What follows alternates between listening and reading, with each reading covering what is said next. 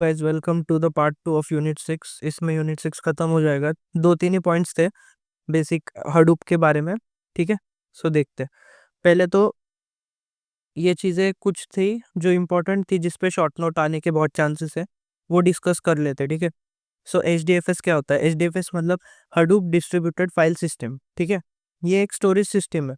ठीक है, तो उसकी डेफिनेशन भी तुम्हें याद करने की जरूरत नहीं, एक बार पढ़ लोगे समझ जाओगे। देखो, it is a storage system use to store large files across many computers. ठीक है, ये देखो, अपन क्लाइंट HDFS के, अपन कुछ भेज रहे हैं, पहले वो नेम नोड करके एक चीज होती है, उसके पास जाता है, और उसके बाद डेटा नोड्स के पास जाता है, और फिर लोकल डिस्क में स्टोर होता है। खत्म। कुछ हार्डनेस में देखो, नेम नोड क्या होता है? मास्टर होता है। ये सारे डेटा नोड्स है वो स्लेव्स होते हैं। ठीक है, नेम नोड बताएगा क्या करना है, डेटा नोड्स वो सारी चीजें करेंगे। नेम नोड में क्या होता है? मेटा डेटा होता है, मतलब अपने फाइल का नाम, साइज, कब स्टोर हुई, क्या हुआ। ठीक है, वो सारा डेटा नेम नोड में होता है। देखो अभी HDFS, ये देखो, stores big data by breaking into smaller pieces. So अब एक बड़ा डेटा होगा ना, तो वो एक डेटा नोड में स्टोर नहीं होगा, वो स्मॉल पीसेस में डिवाइड होके सारे डेटा नोड्स में स्प्रेड किया जाएगा। ठीक है, उसके बाद देखो, रेप्लिकेशन को सपोर्ट करता है HDFS। रेप्लिकेशन मतलब क्या है? कॉपीज सेव होती है। ठीक है, अगर यहाँ पे एक ए होगा ना, तो वो यहाँ पे भी सेव होगा और यहाँ पे भी सेव होगा। उससे क्या होता है? अगर कोई एक डेटा नोड डाउन हो गया, तो यूजर वेट करते नहीं बैठेगा कि भाई कहाँ पे है मेरा डेटा। ठीक है, दूसरा डेटा नोड उसको दे देगा। उसके बाद रैक अवेयरनेस करके एक चीज होती है, वो भी यहाँ पे यूज होती है। सो अभी फेसबुक, गूगल वाली कंपनियों के पास चार डेटा नोड नहीं होते, उनके पास बहुत सारे डेटा नोड्स होते हैं, तो वो क्या करते हैं? रैक्स में स्टोर करते हैं। देखो, डेटा नोड 1 2 3 4, एक रैक, दो रैक, तीन रैक। अभी इसमें क्या होता है? सी अपन ने यहाँ पे देखा था। ठीक है, अभी देखो, एक डेटा नोड अपने पास एक ए है, उसको अपने को स्टोर करना है, तो वो DN में स्टोर किया, और सेफर साइड के लिए D3 में भी स्टोर कर दिया। ठीक है, पर अगर रैक वन ही खराब हो गया पूरा, तो क्या होगा? इसीलिए रैक अवेयरनेस में क्या करते हैं, जो ए इस रैक वन में है ना, तो वो इनमें स्टोर नहीं करेंगे, वो अलग रैक में स्टोर करेंगे, डेटा नोड 6 में, ताकि अगर रैक वन खराब भी हो गया अपना, तो रैक टू एक्टिव है, तो रिट्रीव कर सकते हैं अपने को।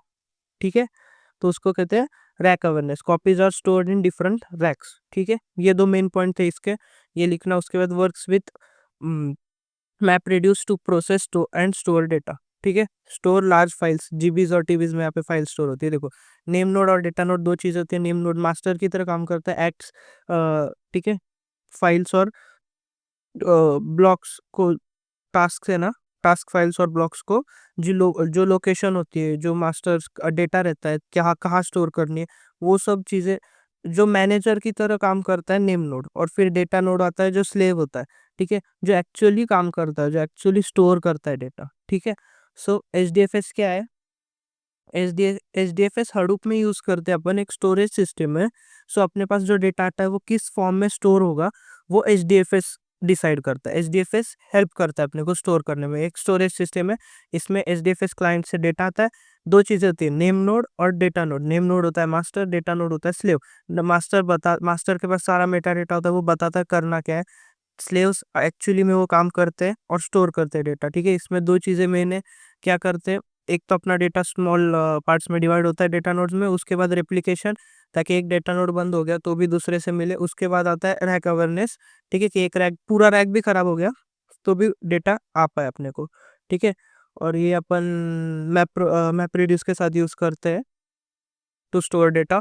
और लार्ज फाइल्स में डेटा होता है जीबीज और टीबीज में। ठीक है, सो अगर मैप HDFS पे आ गया अपने को शॉर्ट नोट 3 4 मार्क का, तो ये डायग्राम बनाना बहुत ईजी है। ठीक है, एक बार पढ़ लोगे लर्न हो जाएगा। उसके बाद आता है map reduce.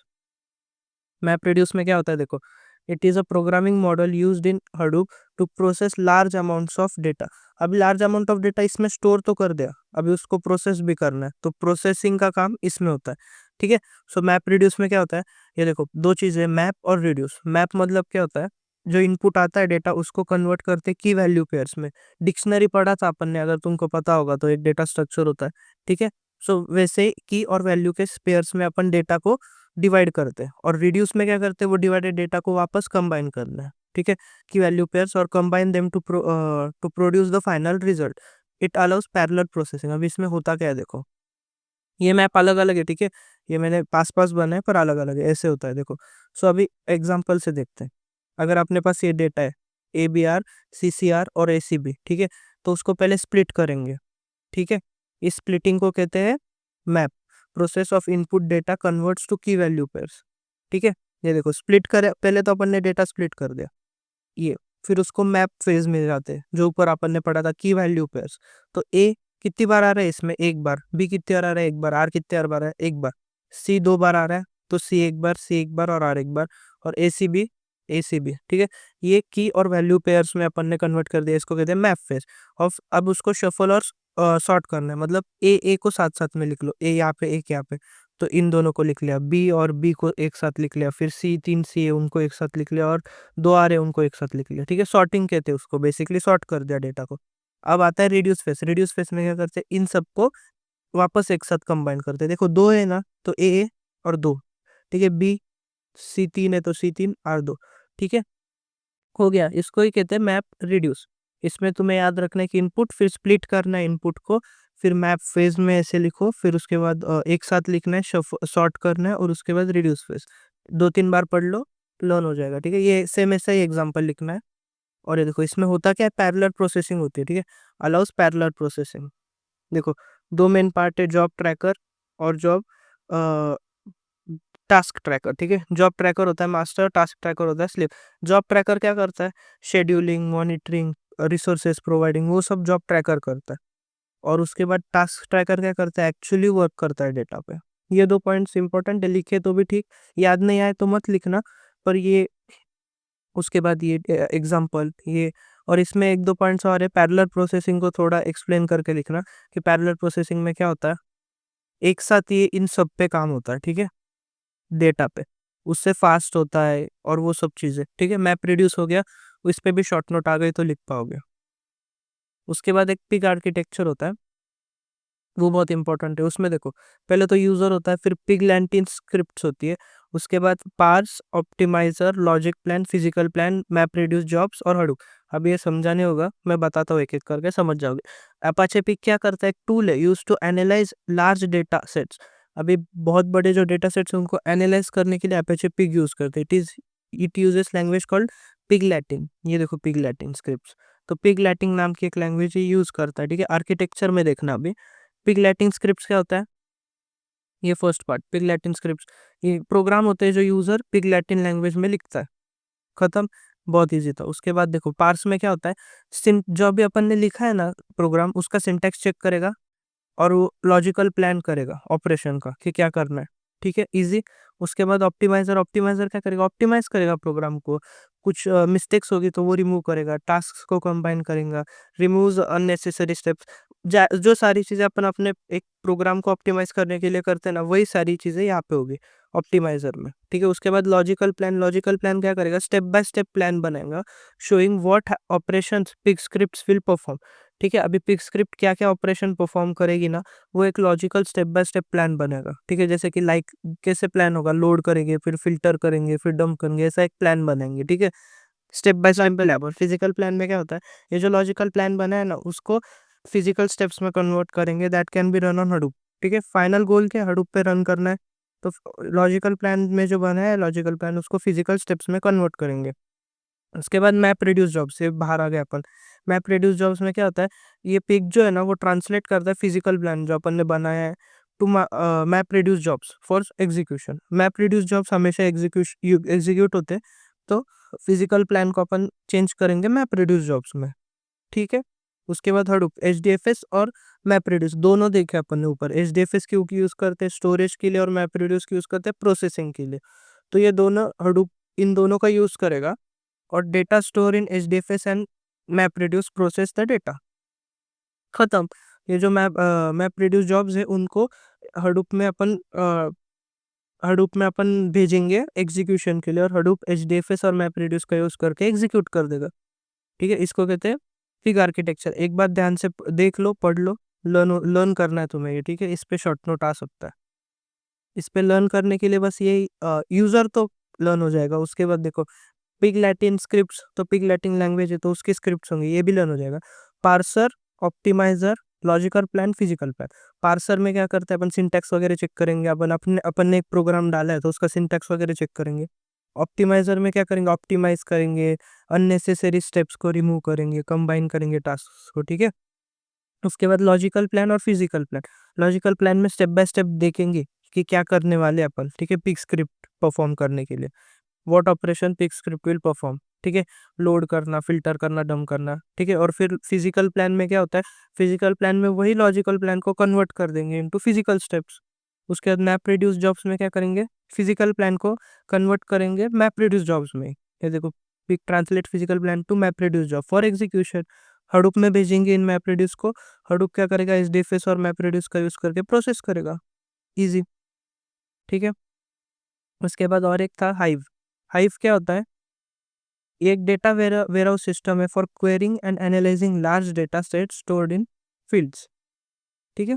So large data sets को एनालाइज करने के लिए ये भी यूज करते हैं, ये एक वेयरहाउस सिस्टम है, ये लर्न कर लो डेफिनेशन। उसके बाद मेन 3 काम करता है ये, डेटा समराइजेशन, क्वेरिंग और एनालाइजिंग। अभी बिग डेटा होता है, बहुत सारे जीबीज में डेटा होता है, उसको समराइज करता है ये, उसके बाद क्वेरी करता है, और उसके बाद एनालाइज करता है, ठीक है। It uses H hive QL, उसको एच क्यूएल बोलते हैं, ठीक है।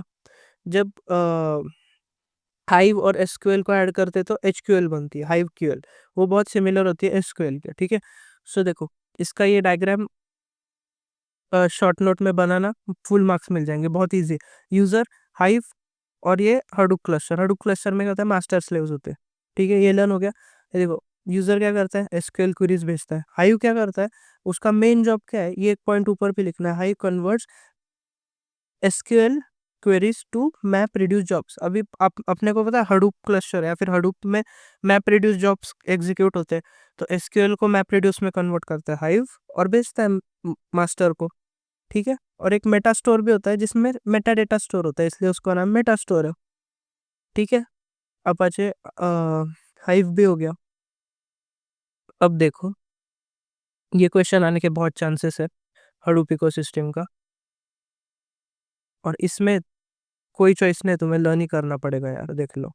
हडूप इकोसिस्टम क्या है, कॉम्प्रिहेंसिव सूट है ऑफ टूल्स, बहुत सारे टूल्स और टेक्नोलॉजीज है design to store, process and analyze vast amount of data efficiently. Hadoop का मेन यूज क्या है, बड़ा डेटा, जो भी बिग डेटा है उसको इफिशिएंटली वो स्टोर प्रोसेस कर सकता है, ठीक है।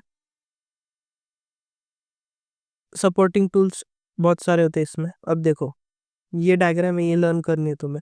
इसमें से देखो, map reduce, H D F S कर लिया अपन ने, हाइव कर लिया, पिक कर लिया, ठीक है। देखो, कोर कंपोनेंट सारे कर लिए। कोर कंपोनेंट क्या क्या होते हैं, एच डी एफ एस होता है, हडूप डिस्ट्रीब्यूटेड फाइल सिस्टम। क्या क्या होता है एच डी एफ एस, भूल गए क्या, पहले इस वीडियो के स्टार्टिंग में ही देखा था। H D F S storage system होता है, कैसे डेटा स्टोर होगा, क्या होगा, stores big data across many computers and keeps copy store करता है। उसके बाद यान, यान क्या करता है, येट अनदर रिसोर्स नेगोशिएटर, उसका फुल फॉर्म है। क्या करता है, रिसोर्सेस मैनेज करता है and decide which task to run where in the cluster. अब एक क्लस्टर है, उसमें हजारों टास्क आ रहे हैं, कौन सा टास्क कहाँ पे रन करना है क्लस्टर के किस कोने में, वो यान डिसाइड करता है। उसके बाद मैप रिड्यूस, मैप रिड्यूस भी अपन ने पढ़ा है, कहा गया, ये देखो मैप रिड्यूस पैरेलल प्रोसेसिंग में यूज होता है, ब्रेक करना है फिर वापस कंबाइन करना है, ठीक है। Breaks down the task into smaller part, उसको मैप कहते हैं, और कंबाइन करते हैं उसको रिड्यूस कहते हैं, इजी। और उसके बाद हडूप कॉमन लाइब्रेरीज, उसमें क्या होता है, शेयर टूल्स और लाइब्रेरीज होते हैं यूज बाय हडूप मॉड्यूल्स, ठीक है।